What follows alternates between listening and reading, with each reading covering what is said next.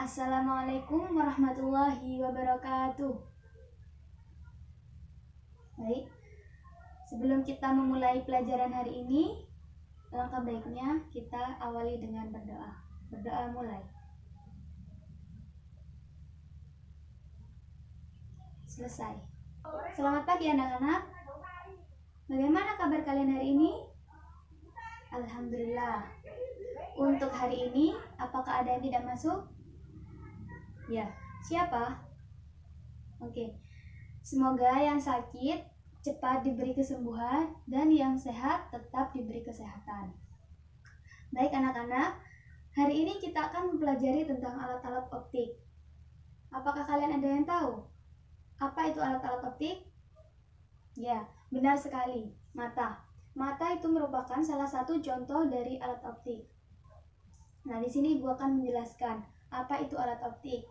Alat optik adalah alat yang bekerja, yang berfungsi berdasarkan sifat-sifat optik, yaitu alat untuk membantu penglihatan dan pengamatan. Alat optik terdiri dari alat optik alamiah dan alat optik buatan. Yang disebut dengan alat optik alamiah yaitu seperti yang disebutkan teman kalian tadi, yaitu mata.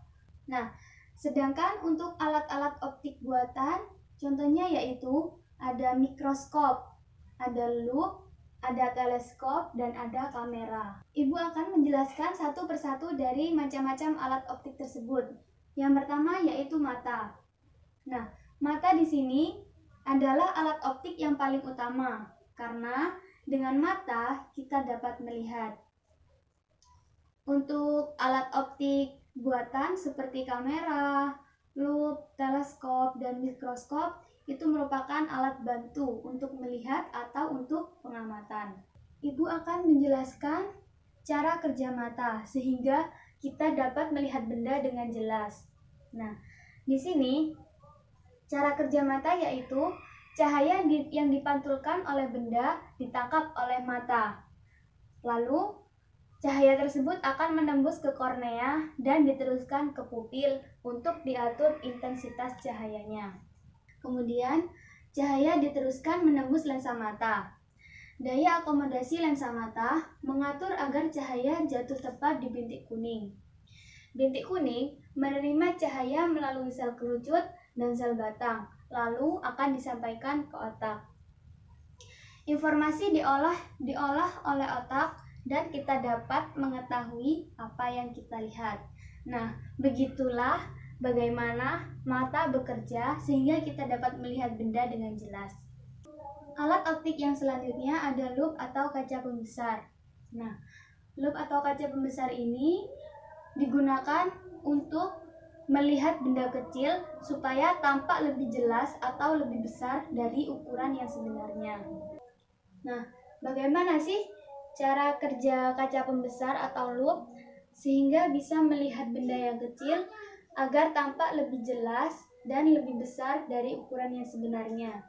Oke, Ibu akan menjelaskan bagaimana cara kerjanya.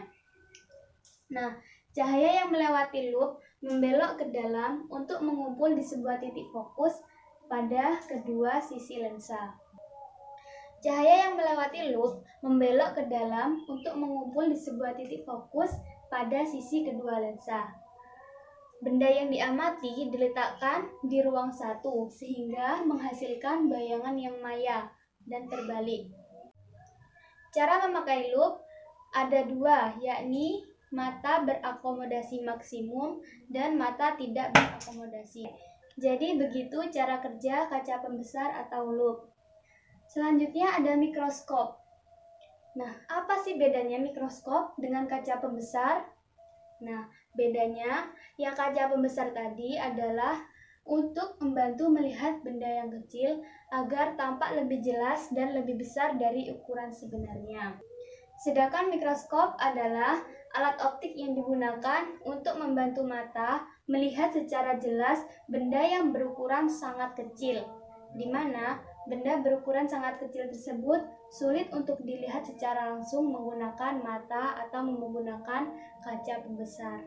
Lalu, bagaimana cara kerja mikroskop?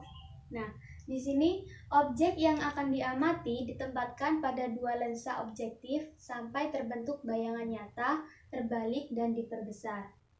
Kemudian, lakukan pengamatan dengan cara menggeser jarak benda terhadap lensa objektif dengan menggunakan tombol halus yang digunakan untuk menemukan titik fokus. Pengamatan menggunakan mikroskop sama dengan pengamatan yang dilakukan menggunakan kaca pembesar, yaitu dapat dilihat dengan mata berakomodasi maksimum dan mata tidak berakomodasi. Alat optik selanjutnya ada kamera. Kalian sudah tidak asing lagi kan dengan yang namanya kamera? Ya, alat yang digunakan untuk fotografi itu untuk memotret benda, untuk mengabadikan momen, itu namanya kamera. Nah, apa sih kamera itu? Nah, kamera merupakan alat yang digunakan untuk menghasilkan bayangan fotografi pada film negatif. Lalu, bagaimana cara kerja kamera? Cara kerja kamera untuk membentuk bayangan yang jelas, jarak bayangan harus diatur besar kecilnya, yaitu dengan cara menggeserkan lensa objektif ke dalam atau keluar. Untuk mengatur kekuatan cahaya, dipergunakan sebuah diafragma yang dapat diatur besar kecilnya. Cara kerja kamera ini hampir sama dengan cara kerja mata. Cuma bedanya, kalau mata merupakan alat optik yang alamiah, sedangkan kamera adalah alat optik buatan yang dibuat oleh manusia.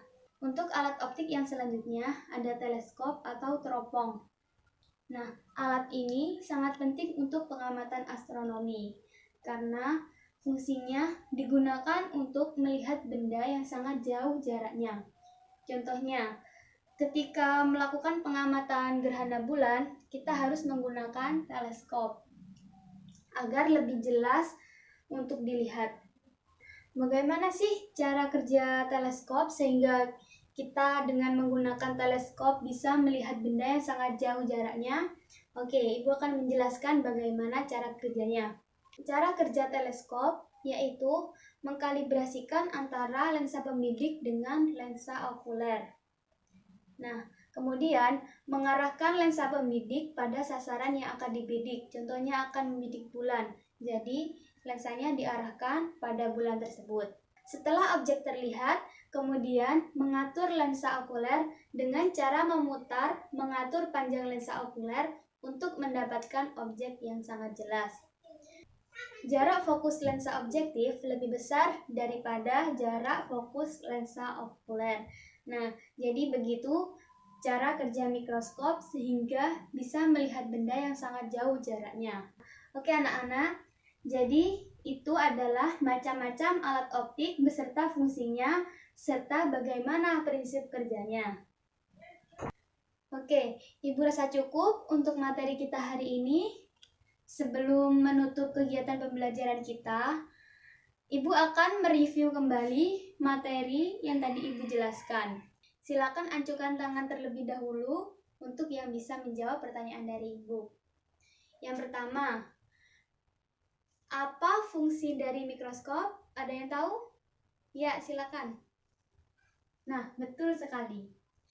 Selanjutnya, ada yang bisa menjelaskan bagaimana prinsip kerja mata? Oke, silakan. Ya, benar sekali. Selanjutnya, ada yang tahu apa perbedaan dari kaca pembesar dan mikroskop berdasarkan fungsinya? Oke, silakan. Ya, benar sekali. Ibu rasa cukup untuk kegiatan kita hari ini. Silakan dipelajari kembali apa yang Ibu sampaikan tadi di rumah masing-masing. Jangan malas belajar, tetap semangat agar kita menjadi generasi bangsa yang berguna. Oke, terima kasih atas perhatiannya. Ibu akhiri. Wassalamualaikum warahmatullahi wabarakatuh.